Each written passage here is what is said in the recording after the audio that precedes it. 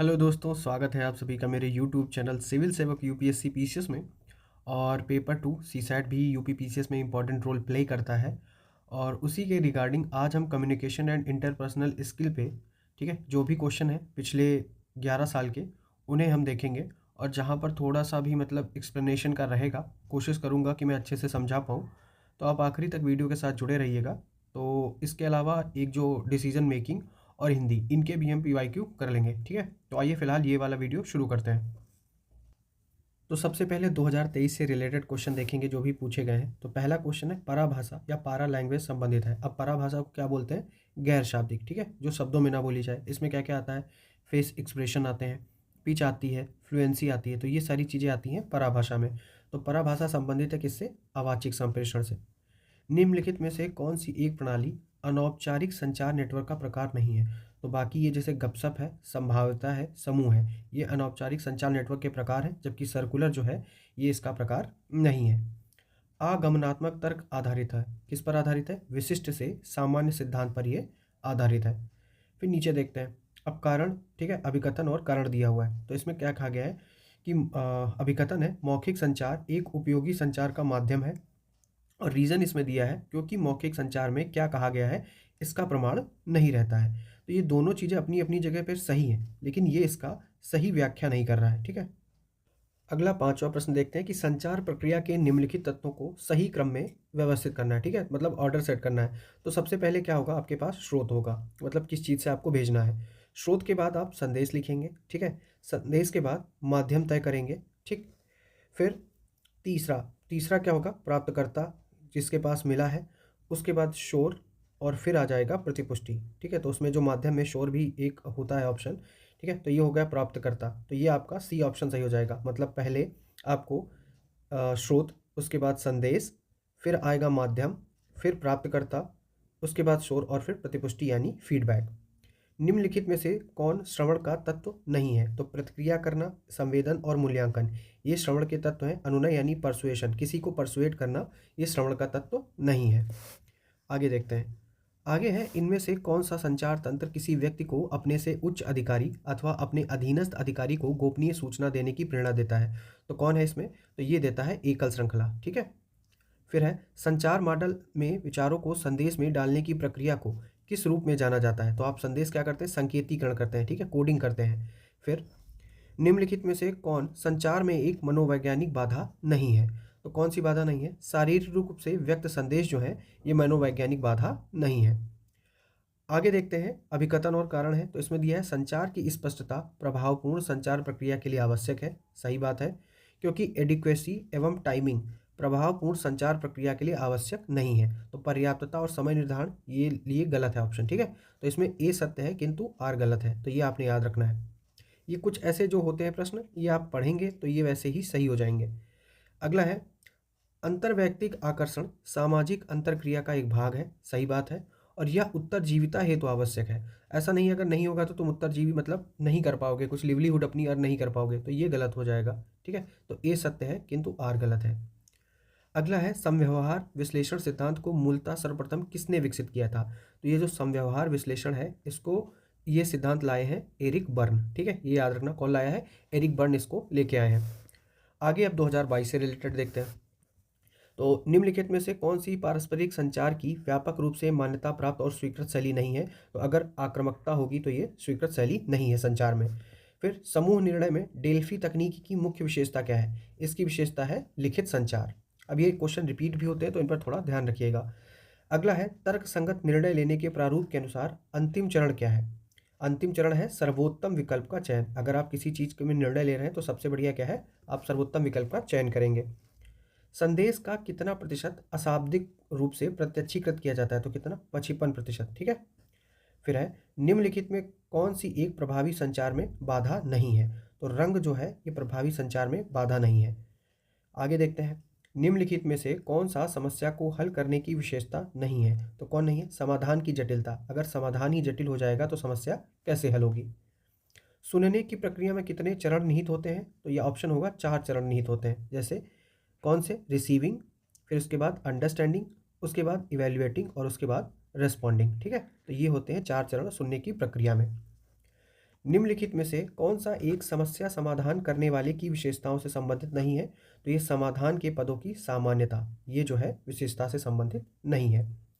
Press विज्ञप्ति किस प्रकार का संचार है? तो ये है अंतर्वैयक्तिक। ठीक है, किस प्रकार का संचार है? अंतर्वैयक्तिक। ये याद रखना आपने, इसमें सार्वजनिक भले मार दें लेकिन आपको याद रखना है ये अंतर्वैयक्तिक संचार है।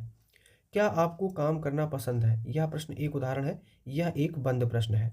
ठीक है, निम्नलिखित में से कौन सा एक संदर्भ प्रेषक और प्राप्तकर्ता के बीच संबंध को दर्शाता है? तो कौन सा संदर्भ? सामाजिक संदर्भ जो है ये प्रेषक और प्राप्तकर्ता के बीच संबंध को दर्शाता है।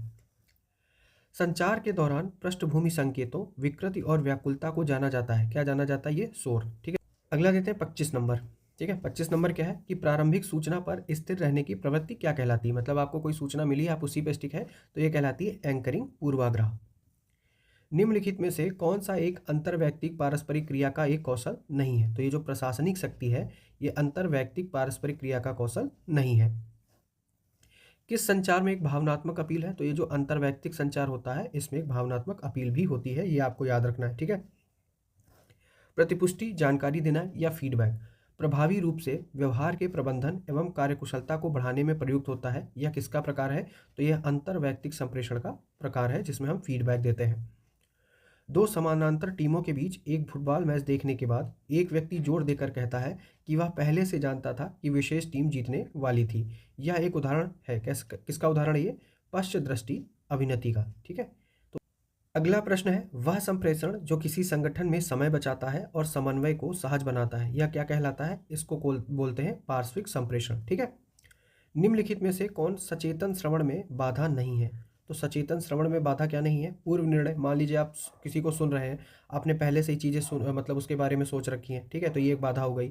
संदेश जटिलता, सामने वाला मतलब जटिल संदेश दे रहा है, आपको समझ नहीं आ रहा, ये जटिलता हो जाएगी।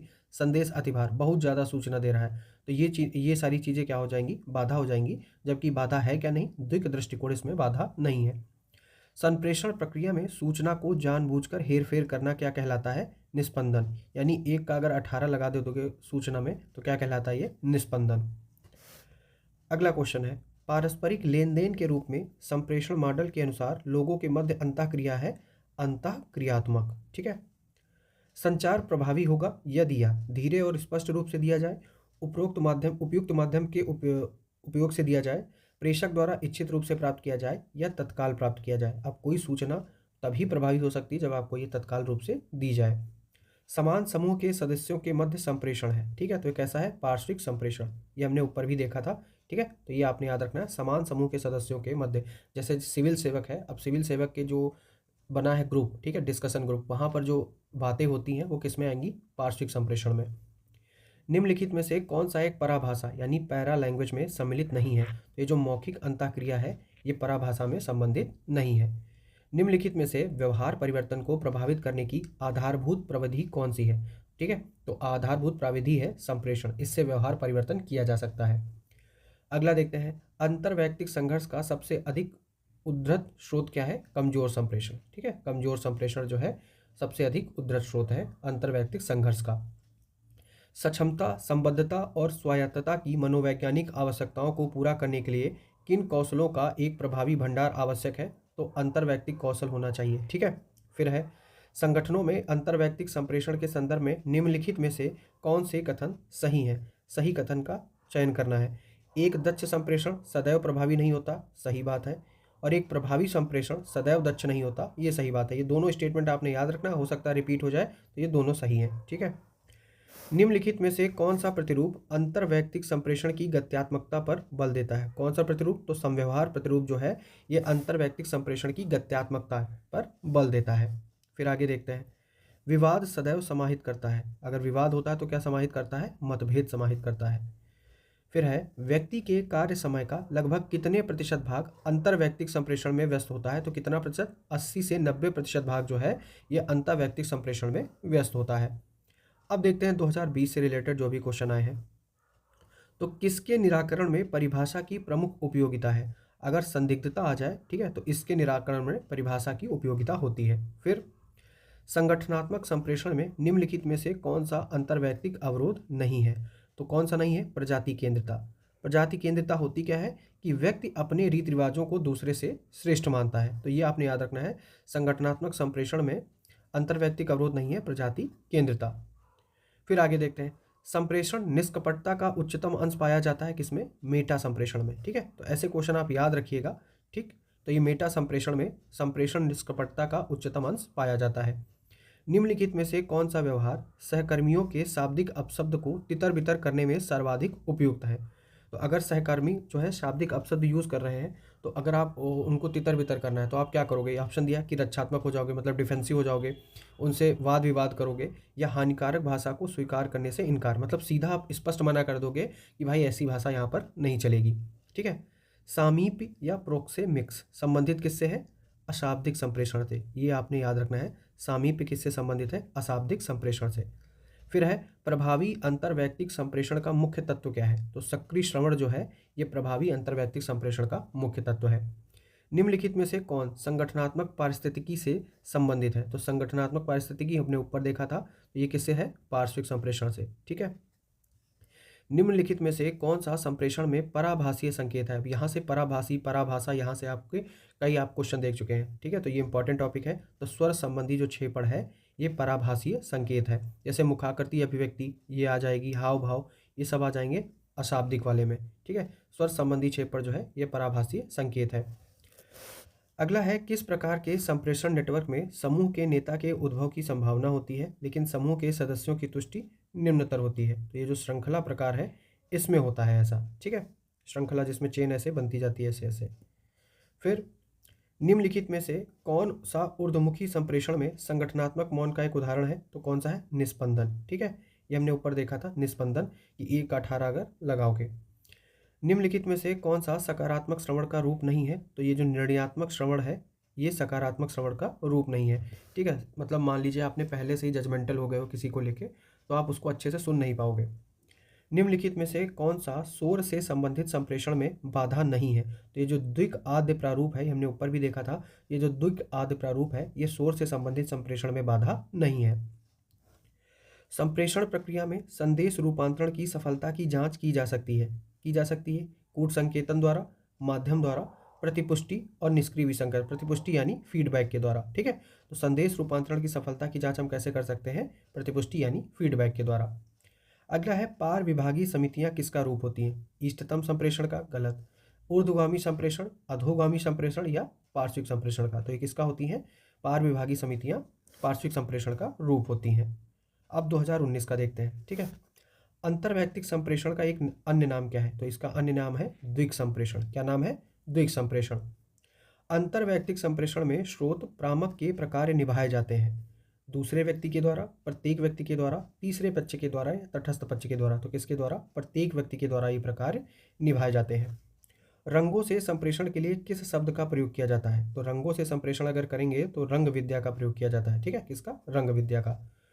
दूसरों के साथ प्रभावी संप्रेषण करने की किसी व्यक्ति की क्षमता क्या कहलाती है? अंतर्वैयक्तिक दक्षता। ये क्वेश्चन जो है आपको प्लस नंबर ही देके जाएंगे। ठीक है, ऐसे आगे देखते हैं।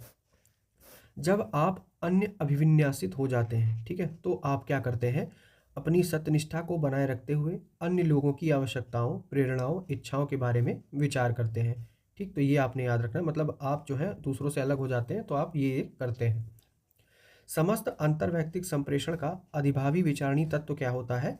संदर्भ। ठीक है, अगर संप्रेषण में संदर्भ होता है तो ये रुचिकर भी लगता है, तो ये आपने याद रखना है। संप्रेषण प्रतिभागियों का चयन किन कारकों द्वारा प्रभावित होता है? तो ऑप्शन है सानिध्य, उपयोगिता, अकेलापन, उपयोगिता, गुप्तता, असंवादिता, गुप्तता, असंवादिता, छल, विषमता, असंवादिता, विपतन। तो असंवादिता जो है ये गलत हो जाएगा और ये तीनों में है। ठीक है, तो ये तीनों गलत है। संप्रेषण प्रतिभागियों का चयन सानिध्य, उपयोगिता, अकेलापन इससे प्रभावित होता है। कालिक संप्रेषण का अध्ययन जाना जाता है, तो क्या कहते हैं इसको? क्रोनेमिक्स। ठीक है, क्रोनेमिक्स क्या है? कालिक संप्रेषण का अध्ययन। संप्रेषण अंतःक्रिया के रूप में परिप्रेक्ष्य के अनुसार प्रतिपुष्टि यानी क्या हो गया? फीडबैक। ठीक है, तो फीडबैक कभी कभी गैर इरादतन होती है। तो आप मतलब क्या होता है कि जैसे कोई मतलब संप्रेषण के दौरान या बातचीत के दौरान आप कहीं कहीं ना ये अपनी फीडबैक दे देते हो, तो कभी आप इरादतन देते हो, कभी गैर इरादतन देते हो, तो ये चीज़ है इसमें। जटिल समस्याओं की स्थिति में समूह निष्पादन उच्चतर होता है। विकेंद्रित नेटवर्क में। ठीक है, जटिल समस्याएं अगर है तो उसमें समूह निष्पादन उच्चतर होगा, कहाँ पर? विकेंद्रित नेटवर्क में। प्रभावी संप्रेषण में अवरोधक क्या है? नीति प्रवचन, निर्णय परक होना और सांत्वना प्रदायी टिप्पणियां, ये क्या है? प्रभावी संप्रेषण में अवरोधक है। तो ये आपने याद रखना है। ठीक है, इंपॉर्टेंट भी मार्क कर सकते हैं। अगला देखते हैं, जन प्रवाद की निम्नलिखित में से कौन सी विशेषता नहीं है? तो इसमें क्या है? इसमें किसी भी दिशा में जाने की छूट होती है। जन प्रवाद की बात की जा रही है। यह समूह सदस्यों की सामाजिक आवश्यकताओं को संतुष्ट करने को उद्यत होता है।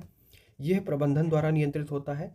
यह इसमें शामिल लोगों के स्वाहितों को पूरा करने के लिए व्यापक रूप से प्रयुक्त होता है। तो क्या होता है? ये जन प्रवाद या प्रबंधन द्वारा नियंत्रित होता है। आमने सामने के संप्रेषण का संदर्भ क्या होता है? समकालिक। ठीक है, आमने सामने का जो संप्रेषण होता है इसको क्या बोलते हैं? समकालिक संदर्भ। फिर आगे देखते हैं, किसी समूह या संगठन में संप्रेषण के प्रमुख प्रकार्यों के बारे में निम्नलिखित कथनों पर हमें विचार करना है। कथन देख लेते हैं कि यह सदस्यों के व्यवहार को नियंत्रित करता है, सही बात है। अभिप्रेरणा को बढ़ावा देता है, ये भी सही बात है। यह भावनाओं को संवेगात्मक अभिव्यक्ति का अवसर प्रदान करता है, ये भी सही बात है। निर्णय लेने को सहज बनाता है, ये भी सही है। तो कुल मिला के हमें क्या देखना था? सही उत्तर चुनना था और चारों ऑप्शन सही हैं। ठीक है, अब 2018 देखते हैं, संप्रेषण के प्रक्रम में अंतिम चरण क्या है? तो ये आपको पता है, फीडबैक यानी प्रतिपुष्टि। ठीक, किसी संगठन में वह संप्रेषण जो अधीनस्थों के लक्ष्यों को निर्दिष्ट करने के लिए प्रयुक्त किया जाता है, तो ये क्या कहलाता है? अधोगामी संप्रेषण। ठीक है, अधोगामी संप्रेषण कहलाता है।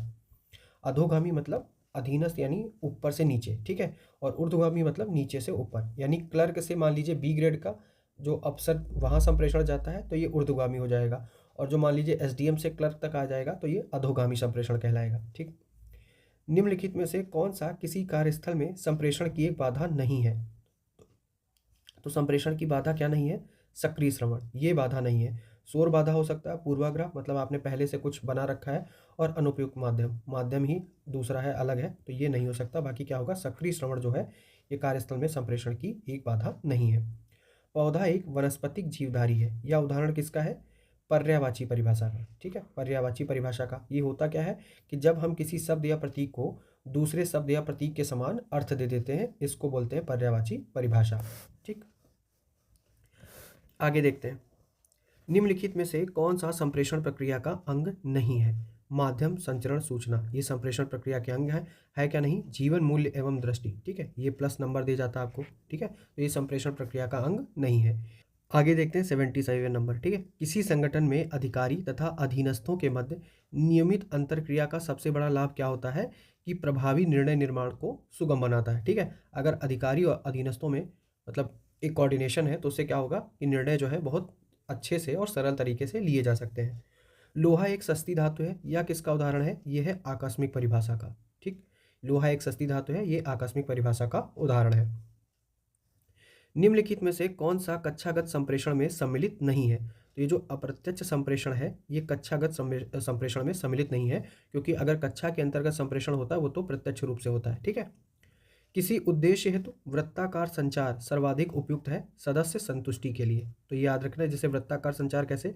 ये सेंडर हो गया, उसके बाद सेंडर ने मैसेज भेजा, ठीक है, चैनल हो गया, रिसीवर फिर यहाँ पर फीडबैक मिली और फीडबैक किसके पास पहुंची? सेंडर के पास। तो ये हो गया वृत्ताकार संचार।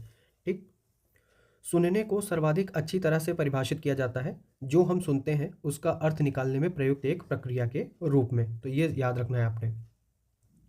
प्रतिक्रिया देने से आप क्या समझते हैं? कि एक संदेश के प्रति अपनी समझ की पुष्टि करना। मान लीजिए आपको कोई संदेश मिला है और उस पर आपने कैसे रिएक्ट किया है या कैसा क्या फीडबैक दिया है, आपने उससे क्या समझा है, तो प्रतिक्रिया देने से ये आप समझते हैं। निम्नलिखित में से कौन सा क्षैतिज संप्रेषण का एक प्रकार है? तो ये जो पार्श्विक संप्रेषण है ये क्षैतिज संप्रेषण का एक प्रकार है। पार्श्विक संप्रेषण से क्वेश्चन ज़्यादातर पूछे गए हैं तो आप ये जरूर याद रखिएगा। ठीक है, अधोलिखित में से कौन सा विकल्प शाब्दिक संवाद को इंगित करता है? तो इसमें क्या है? शाब्दिक संवाद की बात की जा रही है। पहला है, प्रोफेसर शर्मा ने अपना व्याख्यान कक्षा में दिया। प्रोफेसर वर्मा ने अपना संदेश मोबाइल द्वारा छात्रों को दिया। माँ का ध्यान अपनी ओर करने के लिए बच्चा रो रहा था और दीपक ने छुट्टी के आवेदन के लिए पत्र लिखा। तो ये तीनों जो है ये शाब्दिक संवाद को इंगित नहीं करते। करता कौन है? प्रोफेसर शर्मा ने अपना व्याख्यान कक्षा में दिया। आगे देखते हैं, हाव भाव द्वारा संप्रेषण संबंधित है। ठीक है, तो किससे संबंधित है? काइनेसिक्स से। अब काइनेसिक्स है क्या? तो ये शारीरिक भाव भंगिमा के लिए एक तकनीकी शब्द है, तो याद रखना है काइनेसिक्स ये हाव भाव द्वारा संप्रेषण संबंधित है। निम्नलिखित में से कौन सा संप्रेषण का रूप नहीं है? तो ये मनोरंजक उपन्यास पढ़ना संप्रेषण का रूप नहीं है। ठीक, 2017 के देखते हैं आप। निम्नलिखित में से कौन सकारात्मक संप्रेषण माध्यम नहीं है? तो ये ज़्यादा व्यक्ति का, अगर ज़्यादा किसी से पर्सनल हो जाओगे तो ये सकारात्मक संप्रेषण का माध्यम नहीं है। ठीक, संचार में निस्पंदन के बुरे प्रभाव को कम करने के लिए किस उपाय का प्रयोग किया जाता है? तो लघु परिधिकरण। ठीक, मान लीजिए घेरा जितना मतलब यहाँ है, ठीक, पहले घेरे में 15 लोग हैं, अब जो सूचना आ रही है वो छट छट के आ रही है, तो यहाँ से शुरू होगी और यहाँ तक पहुँचेगी, तो इसमें विकृति आ जाएगी। ठीक, एक बात यहाँ पर 1 का 18 इसी को कहते हैं। तो जितना छोटा घेरा होगा, मान लीजिए 5 लोग हैं, तो वो बात जो है कम विकृत हो पाएगी। तो लघु परिधिकरण का प्रयोग किया जाता है। चयनों को संकुचित करने में प्रयुक्त प्रविधियों की प्रक्रिया क्या कहलाती है? निर्णय लेना। ठीक है, फिर निम्नलिखित में से किस संप्रेषण अंतःक्रिया में हमें अवश्य ध्यान देना चाहिए कि हमें क्या करना चाहिए? तो ये जो नियामक नियम है, इसमें हमें अवश्य ध्यान देना चाहिए कि हमें क्या करना चाहिए, ये याद रखना आपने। संचार प्रक्रिया में निम्नलिखित में से कौन सा चरण पहले आता है? तो कूट लेखन यानी इनकोडिंग। ठीक है, कूट लेखन पहले आता है। निम्नलिखित में से कौन उस कौशल को स्पष्ट करता है जो अंतःक्रिया एवं संप्रेषण को सुगम बनाता है? तो कौन करता है? सामाजिक कौशल। ठीक है, आगे देखते हैं। निम्नलिखित में से कौन द्वंद्व समाधान की अस्वस्थ अनुक्रिया है? द्वंद्व समाधान। ठीक है, तो कौन सी अस्वस्थ अनुक्रिया है? समझौता पाने की अक्षमता। ऑप्शन क्या है इसमें? महत्वपूर्ण मामलों को पहचानना और अनुक्रिया करना, भूलने या विस्मृत करने और क्षमा करने की तत्परता, यह विश्वास की दोनों पक्षों के हितों की रक्षा की जा सकती है। तो इसमें सबसे सही ऑप्शन क्या है? समझौता पाने की अक्षमता। ठीक है, ये द्वंद्व समाधान की अस्वस्थ अनुक्रिया है। आगे देखते हैं। निम्नलिखित में से किसका प्रयोग अंतर्वैयक्तिक संबंध व्यक्त करने में नहीं किया जाता है? तो ये अगर संगठनात्मक कौशल है, इसमें अंतर्वैयक्तिक संबंध व्यक्त करने में इसका प्रयोग नहीं किया जाता है। ठीक है, औपचारिक दिशा निर्देश एवं प्राधिकार पदानुक्रम संचार के किस प्रकार के उदाहरण हैं? तो ये नियंत्रण के हैं। इसमें क्या होता है कि सदस्यों के व्यवहार पर नियंत्रण लगा रहता है। तो ये आपने याद रखना है। जैसे किसी संगठन में औपचारिक दिशा निर्देश जारी कर दिए हैं, तो अब जो सदस्यों के बीच में वो उसी के हिसाब से काम करेंगे। ठीक है, अगला है 96। ठीक है, तो समानुभूति के लिए निम्नलिखित में से कौन सा सही है? समानुभूति और सहानुभूति दोनों समान है, तो ये गलत हो जाएगा, क्योंकि समानुभूति क्या होता है कि दूसरों की भावनाएं या अनुभूतियों को समझने एवं उन्हें महसूस करने की क्षमता, ये होता है समानुभूति यानी इम्पैथी। और सहानुभूति यानी सिंपैथी होता है दुखी व्यक्ति से अपने को जोड़ते हुए अपनी भी भावनाएं उस व्यक्ति तक प्रेषित की जाती हैं। तो ये आपने याद रखना है। तो पहला ऑप्शन गलत हो गया। दूसरा क्या है? व्यक्ति में दूसरों की भावनाओं को समझना समानुभूति यानी एम्पैथी है, तो ये सही है। संचार में सबसे महत्वपूर्ण शब्द क्या है? तुम और हम। ठीक है, तुम और हम सबसे महत्वपूर्ण शब्द हैं संचार में। अशाब्दिक संचार में निहित क्या है? देह भाषा, मुखीय अभिव्यक्ति एवं लहजा। तो ये जो है अशाब्दिक संचार में निहित है। अंतर्वैयक्तिक संबंधों में किस में अधिक समय लगता है? किस में अधिक समय लगता है? विश्वास बनाने में। तो ये याद रखना है, विश्वास बनने में अधिक समय लगता है। अब 2016 देखते हैं। 100वां क्वेश्चन है कि बस पर चढ़ते समय कोई व्यक्ति अचानक आप पर चिल्लाने लगता है, आप क्या करेंगे? उस पर वैसे ही चिल्लाएंगे, कंडक्टर से उसे शांत करने के लिए कहेंगे, चिल्लाने का कारण जानकर मामले को शांत करेंगे, या उस पर क्रोध करेंगे और उसे शांत करेंगे? तो क्या करेंगे? चिल्लाने का कारण जानेंगे और मामले को शांत करेंगे। ठीक है, पेपर में यही लगाना है, बाकी अलग आप मार पीट दें तो वो अलग बात है। ठीक, निम्नलिखित में से कौन सी संज्ञानात्मक प्रक्रिया उस समय घटित होती है जब व्यक्ति कलात्मक, साहित्यिक, वैज्ञानिक अथवा व्यवहारिक समस्याओं के विभिन्न संभावित समाधानों पर स्वतंत्र रूप से विचार करता है? तो ऑप्शन ए स्वतः शोध चिंतन, बी सृजनात्मक चिंतन, सी अभिसारी चिंतन और डी है अपसारी चिंतन। तो कौन सा? अपसारी चिंतन। ठीक, आगे है मौखिक संप्रेषण में सबसे महत्वपूर्ण बाधा क्या है? तो सबसे महत्वपूर्ण बाधा है खराब श्रवण। मौखिक संप्रेषण की प्रभावशीलता वक्ता की योग्यता पर निर्भर करती है, सरल भाषा प्रयोग की। ठीक है, तो ये याद रखना है। अपने सहयोगियों एवं अधीनस्थों के बीच संवाद स्थापित करने का सर्वोत्तम विकल्प क्या है? अनौपचारिक अंता संचार। आपका एक वरिष्ठ अधिकारी आपको पसंद नहीं करता है, इससे आपका कार्य प्रभावित होता है, आप इस स्थिति को किस प्रकार संभालेंगे? उससे उच्चतर अधिकारी से शिकायत करके, निजी तौर पर एकांत में उससे बात करके, उसकी अनदेखी करके, अपने कार्य पर ध्यान देकर और नौकरी से त्यागपत्र देकर? तो क्या करेंगे? निजी तौर पर उससे मिलेंगे एकांत में और उससे बात करेंगे कि मालिक क्या हुआ, काहे नाराज हो। ठीक है, ऐसे। अगला क्वेश्चन है अधोलिखित में से किस प्रकार के संप्रेषण में नेतृत्व भूमिकाओं की उत्पत्ति सर्वप्रथम होती है? तो जो लघु समूह संप्रेषण होता है, यहाँ पर नेतृत्व भूमिकाओं की उत्पत्ति सर्वप्रथम होती है। आगे है टेलीफोन द्वारा संप्रेषण। उदाहरण है किसका? उदाहरण टेलीफोन द्वारा यांत्रिक संप्रेषण का। ठीक है, मौखिक संप्रेषण में सबसे अधिक महत्वपूर्ण क्या होता है कि आप इसे कैसे कहते हैं, तो ये सबसे ज़्यादा इंपॉर्टेंट होता है मौखिक संप्रेषण में। संचार का वह साधन जो बहुत सारे आदाताओं को एक स्रोत से एक साथ सूचना प्रसारित करता है कहलाता है क्या है, जन संप्रेषण, जैसे रेडियो या टेलीविजन वगैरह। कक्षा में संप्रेषण को सामान्यतः क्या समझा जाता है, प्रभावी समझा जाता है। ठीक है, तो ये याद रखिएगा। फिर आगे देखते हैं। आगे ये वाला क्वेश्चन ना थोड़ा डाउटफुल है, तो इसको आप यहाँ पर छोड़ दीजिए। कोई अधिकारी मीटिंग के दौरान अपनी लेखनी मेज पर पटक कर प्रकट करता है, ठीक है, तो उसे उसकी क्या है, ये क्रोध है। अगर वो अपना जो पेन है वो मेज पर पटक रहा है तो ये क्रोध व्यक्त कर रहा है।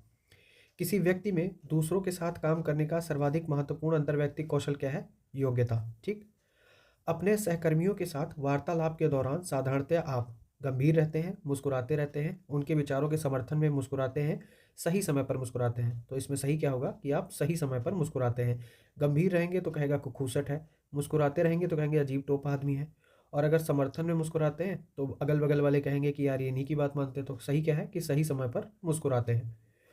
अब 2015 देखते हैं कि नृत्य अत्यंत परिष्कृत और कलात्मक स्वरूप है किसका, अशाब्दिक संप्रेषण का। ठीक है, तो ये याद रखना, नृत्य जो है अशाब्दिक संप्रेषण का स्वरूप है। निम्नलिखित में से कौन असत्य है।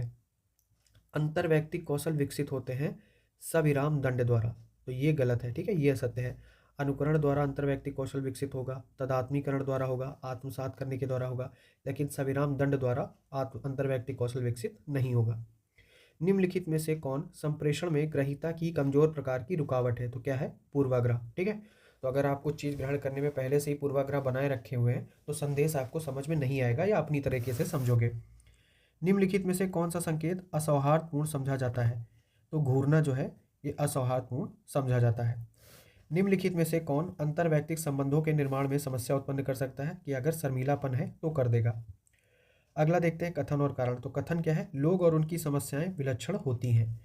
सक्रिय श्रवण उस व्यक्ति को जिसे सुना जा रहा है कुछ संप्रेषित करता है। तो दोनों बातें अपनी अपनी जगह पे सही हैं, लेकिन कारण जो है वो कथन को नहीं, मतलब स्पष्टीकरण नहीं है। तो ए और आर दोनों सही हैं, किंतु आर ए का सही स्पष्टीकरण नहीं है। संबंधों की संरचना संबंधित है किससे, संगठन से संबंधित है। फिर आगे देखते हैं।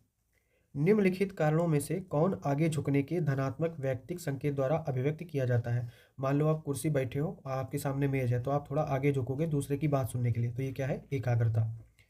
किसी संगठन में संप्रेषण जो प्रकारों एवं स्तरों से परे जाता है वह क्या जाना जाता है, विकर्णी संप्रेषण के रूप में। ठीक है, इसमें क्या होता है कि कर्मचारियों के विभिन्न स्तरों के बीच सूचनाओं और आदेशों का आदान प्रदान होता है। ठीक है। अगला है अंतर्वैयक्तिक कौशल के लिए आवश्यक क्या है, कि व्यक्ति को अंग्रेजी, हिंदी तथा एक अन्य भारतीय भाषा का ज्ञान हो, व्यक्ति को अंग्रेजी तथा हिंदी भाषाओं का ज्ञान हो, व्यक्ति को किसी भाषा का ज्ञान हो, या व्यक्ति किसी भी भाषा में प्रभावशाली ढंग से संप्रेषण कर सके। तो ये चीज़ होना चाहिए, किसी भी भाषा में प्रभावशाली ढंग से संप्रेषण कर सके। अंतर्वैयक्तिक कौशल में निम्नलिखित में से कौन सुसंगत नहीं है, तो सहयोगियों के अभिप्राय पर संदेह। ठीक, ये सुसंगत नहीं है। संप्रेषण के प्रक्रम में प्रथम चरण क्या है, कूट संकेतन या इनकोडिंग, ये पहला चरण है। ये हमने ऊपर भी देखा था, रिपीटेड क्वेश्चन है। फिर आगे देखते हैं। निम्नलिखित में से कौन त्योरी चढ़ाने के नकारात्मक संकेत का उत्सर्जन का कारण है। तो आयोग ने इसमें दो आंसर माने थे, एक अविश्वास, एक झुंझलाहट, अगर आप त्योरी चढ़ाते हैं। ठीक। संप्रेषण के संबंध में संदर्भ किसे कहते हैं, तो वार्तालाप के भौतिक एवं मनोवैज्ञानिक वातावरण को। ये याद रखना, संदर्भ किसे कहते हैं संप्रेषण के संबंध में, वार्तालाप के लिए भौतिक एवं मनोवैज्ञानिक वातावरण को। अगला सवाल है, ठीक है, इसमें कथन दिया है और ये नीचे कथन ये हो गया, ये कारण है। ठीक है, असर्शन और रीजन। तो कथन क्या है कि अंतर्वैयक्तिक व्यवहार अधिकांशतः आंतरिक आवश्यकताओं द्वारा प्रेरित होते हैं। रीजन है लोग एक दूसरे से भी व्यवहार आगे बढ़ाते हैं। तो ये दोनों कथन सही हैं, और रीजन जो है ये असर्शन का सही स्पष्टीकरण भी करता है। तो ये पहला ऑप्शन सही हो जाएगा। निम्नलिखित में कौन एक अवाचिक संप्रेषण सहायक उदाहरण है, तो चाक्षुष संपर्क यानी आई कांटेक्ट जो है ये अवाचिक संप्रेषण का उदाहरण है। आगे देखते हैं। आगे है संप्रेषण की प्रक्रिया में कूट लेखन से तात्पर्य है। तो क्या तात्पर्य है, संकेतों को तंत्रिकीय आवेगों में परिवर्तित करना। ठीक है, ये हो जाएगा। पेल्ज प्रभाव स्पष्ट करता है। तो पेल्ज प्रभाव क्या स्पष्ट करता है, इतना याद रखना है बस, कि उपयुक्त उपरिगामी प्रभाव के साथ संयुक्त वरिष्ठों की समर्थिता को। ठीक है, ये ऐसे रट्टा मान लीजिए, बस ऑप्शन देख के ऐसे लगा देना है। आगे देखते हैं असर्शन और रीज़न का, कि असर्शन क्या है कि संप्रेषण के नियामक नियम हमें यह बताते हैं कि हमें क्या करना है और क्या नहीं करना चाहिए। ये ऐसे ही क्वेश्चन पूछा गया है कि क्या हमें बताता है कि संप्रेषण में क्या करना है क्या नहीं करना है, ठीक है, तो वहाँ पर नियामक नियम ऑप्शन में था। दूसरा रीज़न है कि संप्रेषण में अंतःक्रियाओं की संरचना और समन्वय आवश्यक है, तो ये दोनों सही है और ये जो सही स्पष्टीकरण भी करता है, तो ये बी ऑप्शन सही हो जाएगा। ठीक, अब मिलाना है नकारात्मक निजी व्यवहार और इसके क्या कारण होते हैं। जैसे गले के पीछे एक हाथ रखना, ये याद रखना है आपने, ठीक है। गले के पीछे एक हाथ रखना ये असहमति का कारण है, ठीक है। आंखें सिकोड़ना अस्वीकृति हो जाएगी। नाक सहलाना अतिशयोक्ति हो जाएगी। और चश्मा उतार कर नीचे रख देना नहीं सुन रहे, मतलब आप किसी की बात को नज़रअंदाज कर रहे हैं, तो ये हो जाएगा ए ऑप्शन यहाँ पर सही हो जाएगा। ठीक, तो ये आपने याद रखना है। फिर दूसरे लोगों से तुलना के आधार पर हमारी राय और योग्यताओं के मूल्यांकन की प्रवृत्ति जो हमारे समान है उनसे तुलना करने की पसंदगी जानी जाती है। क्या जानी जाती है? सामाजिक तुलना सिद्धांत। ठीक है, क्या जानी जाती है? सामाजिक तुलना सिद्धांत। और ये लियोन फेस्टिंगर ने 1954 में इसका प्रतिपादन किया था। अच्छे श्रोता बनने के लिए जो दो कौशल संबंधित हैं वे क्या हैं? ध्यान देना तथा प्रतिपुष्टि प्रदान करना। ध्यान देना तथा जब आवश्यक हो तब अपनी अरुचि को छिपाना। ध्यान देना तथा दिए गए संदेश के प्रति उपयुक्त सूचकों से अनुक्रिया देना। एक समय में एक साथ कई संदेश सुनना तथा सकारात्मक समालोचना प्रदान करना। ठीक है, तो अब यहाँ पर आपने जो पढ़ा है वहाँ पर प्रतिपुष्टि यानी फीडबैक देना होना ये आंसर चाहिए, लेकिन आयोग ने क्या माना है? सी, ध्यान देना तथा दिए गए संदेश के प्रति उपयुक्त सूचकों से अनुक्रिया देना। तो ये आयोग ने ये माना है, आपको भी यही मानना है। ठीक है, फिर आगे देखते हैं। आगे क्या है? एक सक्रिय श्रोता एक तकनीक जिसे प्रयोग में लाया जा सकता है वह क्या है? कि वक्ता के शब्दों को अन्य शब्दों में व्यक्त करना। तो ये याद रखना, सक्रिय श्रोता तकनीक जो ला सकता है प्रयोग में। संदेश क्या होता है? संदेश होता है एक सुस्पष्ट संकेत जो कोलाहल स्तर से ऊपर हो। फिर आगे देखते हैं। अंतरवैयक्तिक संप्रेषण में नीति शास्त्र, ठीक है, विचारने योग्य है। या आप ऐसे +2 ऐसे ही ले सकते हैं नंबर। प्रभावी श्रवण समावेश करता है, किसका समावेश करता है? अपने संदेश की समझ की पुष्टिकरण को। फिर आगे क्या है कि मानवीय संप्रेषण प्रक्रिया के कुछ अंग नीचे दिए गए हैं। संप्रेषण प्रक्रिया में घटने वाले सही क्रम को आपको अरेंज करना है। तो नंबर 2 पर पहले क्या हो जाएगा? संदेश हो जाएगा, फिर हो जाएगा कोलाहल और उसके बाद पुनर्निवेश। ठीक है, तो ये क्रम होगा। निम्नलिखित में से कौन हमारे अंतर्निहित व्यवबोधों को स्पष्ट करता है, जो लोगों के व्यवहार की व्याख्या करने का ध्यान रखता है और जो दूसरों से संप्रेषण करने के समुचित तरीकों को स्पष्ट करता है? तो कौन है? संप्रेषण नियम। अब 2013 के देखते हैं। निम्नलिखित संप्रेषण के पक्षों में से बेमेल पद ज्ञात कीजिए। जैसे व्यवहार का अर्थ, तो ये जो है ये बेमेल पद हो गया। निम्नलिखित में से कौन एक अंतर्वैयक्तिक संबंधों के निर्माण में समस्या उत्पन्न कर सकता है? तो क्या है? शर्मीलापन समस्या उत्पन्न कर सकता है। ये आपने ऊपर भी देखा था, ये सेम रिपीटेड क्वेश्चन है। ठीक है, आगे देखते हैं। किसी संगठन में संप्रेषण जो प्रकारों एवं स्तरों से परे जाता है तो इसके क्या बोलते हैं? विकर्ण संप्रेषण। ये भी रिपीटेड क्वेश्चन है।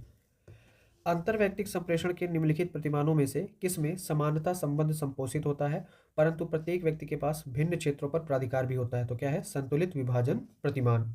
ठीक है, निम्नलिखित संप्रेषण संजालों में से किसमें समूह का प्रत्येक सदस्य केवल अपने से निकटतम सदस्य से ही संप्रेषण कर सकता है? तो ये जो श्रृंखला संजाल होता है इसमें ही कर सकता है। ठीक, जब व्यक्ति यह अनुभव करते हैं कि उनके व्यवहार को प्रतिबंधित किया जा रहा है तो वे एक प्रकार से प्रतिक्रिया करते हैं, जिसे क्या कहा जाता है? मनोवैज्ञानिक प्रतिघात। ठीक, मान लो किसी का जो व्यवहार है उसको आप बाउंड कर रहे हैं तो वो क्या करेगा? मनोवैज्ञानिक प्रतिघात करेगा। संप्रेषण के प्रक्रम में प्रथम चरण क्या है? कूट संकेतन यानी इनकोडिंग। निम्नलिखित में से कौन सा कौशल किसी के साथ निकट मित्रता को बनाए रखने में सहायक होता है? तो क्या होता है? स्वैच्छिक रूप से आवश्यकता पड़ने पर सहायता करना। ठीक है, अब असर्सन है लोग और उनकी समस्याएं विलक्षण होती हैं और सक्रिय श्रवण उस व्यक्ति को जिसे सुना जा रहा है कुछ संप्रेषित करता है। कुछ याद आया? सेम क्वेश्चन आगे ऊपर रिपीट हुआ था। ठीक है, तो इसमें दोनों सही अपनी अपनी जगह पर, ये सही स्पष्टीकरण नहीं है, तो ऑप्शन होगा ए। प्राप्त किए गए संदेश में कोई विचलनशीलता जिसका पूर्व कथन स्रोत पर नहीं किया जा सकता था गुणारोपित की जाती है कोलाहल पर। ठीक है, ऐसे इसको रट्टा मान लीजिए। फिर आगे देखते हैं। अब इसको मिलाना है संचार के प्रकार और चर। तो शाब्दिक क्या हो जाएगा? भाषा प्रवाहिता। ठीक है, लिखित क्या हो जाएगा? संज्ञानात्मक क्षमता हो जाएगी। संकेत सामाजिक सांस्कृतिक कारक हो जाएंगे और दैहिक हाव भाव ये हो जाएंगे अंतर्निहित अर्थ। ठीक है, तो इस हिसाब से ऑप्शन क्या होगा? बी। इसको याद रखिएगा, शाब्दिक होगा भाषा प्रवाहिता और दैहिक हाव भाव हो जाएंगे अंतर्निहित अर्थ। वरिष्ठ कनिष्ठ संबंध में वैयक्तिक या गैर वैयक्तिक सूचना का प्रकटन क्या कहलाता है? खुलापन। ठीक है, क्या कहलाता है? खुलापन। संप्रेषण में किसका नियम प्रयुक्त होता है? आप जो किस ढूंढ रहे हैं वो नहीं है, किसका नियम प्रयुक्त होता है? Keep it short and simple के लिए, ठीक है, ये याद रखने का। निम्नलिखित में से कौन सा कारण त्योरी चढ़ाने के नकारात्मक संकेत के रूप में व्यक्त किया जाता है? तो यहाँ पर चिढ़, और ये क्वेश्चन भी ऊपर पूरा पूछा जा चुका है, ठीक है। तो त्योरी चढ़ाने का नकारात्मक संकेत क्या है? चिढ़ या क्रोध। निम्नलिखित कारणों में से कौन आगे झुकने के धनात्मक वैयक्तिक संकेत द्वारा अभिव्यक्त किया जाता है? तो यह है एकाग्रता, ठीक है, और ये क्वेश्चन भी ऊपर पूछा गया, ये भी रिपीटेड है। निम्नलिखित में से कौन संप्रेषण की बाधाओं में ग्रहीता की कमजोरी है? ये भी रिपीटेड है, पूर्वाग्रह, ठीक है। असर्सन क्या है? अंतर्वैयक्तिक भूमिकाएं व्यक्ति के उन व्यवहारों से संबंधित होती हैं जो अंतर्वैयक्तिक संबंधों पर केंद्रित रहते हैं। ऐसी भूमिकाएं अधिकार और संस्कृति से प्रत्यक्षता जुड़ी होती हैं, ठीक है, और सही स्पष्टीकरण है और दोनों कथन सही भी हैं। निम्नलिखित में से कौन अंतर्वैयक्तिक भूमिका नहीं है? नाम मात्र का अध्यक्ष, नेता, संपर्क, मालिक या बॉस। तो कौन सा नहीं है? मालिक नहीं है। जो अल्पकालिक समायोजनों एवं दीर्घकालिक संरचनात्मक परिवर्तनों में समता बनाए रखेंगे उसे क्या कहेंगे? संसाधन आवंटक। द्वंद्व समाधान में निम्नलिखित में से कौन द्वंद्व संबंधी मुद्दों के बारे में सहमति के क्षेत्रों पर बल देने और असहमति के क्षेत्रों की उपेक्षा की व्याख्या करता है? तो क्या है? समन जो है ये व्याख्या ये करता है, ठीक है, उपेक्षा। द्वंद्व समाधान की शैलियों में कौन बचकर निकलने की शैली के रूप में जाना जाता है? तो बचकर शैली में क्या है कि निर्णय टालने के द्वारा दोनों पक्षों की रुचियों की उपेक्षा, ठीक, दोनों पक्षों में जो जो भी इंटरेस्ट है उसकी उपेक्षा कर दो, तब आप द्वंद्व समाधान से बच सकते हैं, ठीक है। फिर आगे देखते हैं, आगे क्या है? निम्नलिखित में कौन दूसरों के साथ संबंध होने की आवश्यकता को दर्शाता है? तो ये सम्मिलित होने की आवश्यकता, ठीक है। अब यहाँ पर देखते हैं संप्रेषण की बाधाएं और बाधाओं के प्रकार। जैसे शब्द भंडार, तो ये भाषा संबंधी है बाधा, ठीक है। दूरी संरचनात्मक बाधा है, ठीक।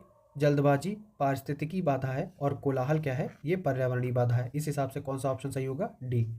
निम्नलिखित में से कौन तदनुभूतिपूर्वक श्रवण की विशेषता नहीं है? तो ये जो मूल्यांकन परक होना जो है ये तदनुभूतिपूर्वक श्रवण की विशेषता नहीं है। तो कुल मिला के जो इंटरपर्सनल स्किल के ये 2012 से 2023 के पीवाईक्यू हैं ये हमने देखे हैं। अब आगे हम डिसीजन मेकिंग देखेंगे। उम्मीद करता हूँ आपको वीडियो पसंद आया होगा, और इस सेशन की जो भी पीडीएफ है वो हमारे टेलीग्राम चैनल सिविल सेवक यूपीएससी पीसीएस में आपको मिल जाएगी, और उस टेलीग्राम चैनल का लिंक मैं डिस्क्रिप्शन में दे दूंगा। आप वहाँ से टेलीग्राम चैनल आपको मिल जाएगा, ठीक है, तो वहाँ से पीडीएफ भी ले लीजिएगा। इसके अलावा आगे जो हिंदी और डिसीजन मेकिंग है उसे हम कवर करेंगे। धन्यवाद।